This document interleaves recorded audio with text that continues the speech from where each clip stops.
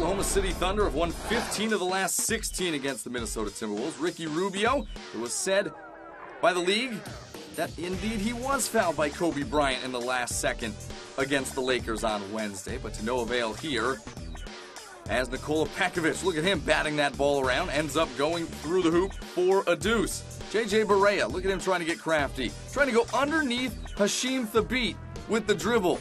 Now Thabeet weighs in at 7 foot 3 inches tall.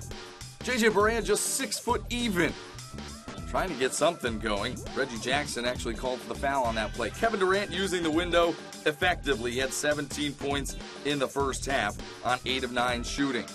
Here's Rubio going baseline. Good ball fake. And he gets the lay-in. 9 points, 2 assists in the first half for him. Minnesota led by 5. Kevin Durant taking over in the third. 19 points in the quarter. Ties things up at 53 right there. Minnesota on top by 1. Andrei Kirilenko going back door. Nice lob from Rubio for the lay-in. Then off the inbounds. Look at Pekovic trying to seal.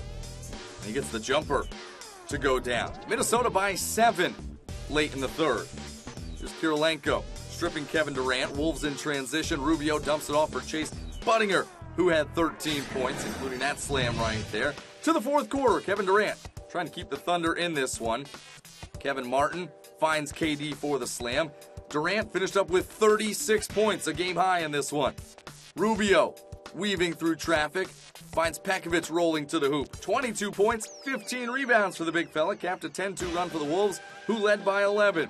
Then Rubio passes to Budinger, missing the three, but Kirilenko there for the tip-in.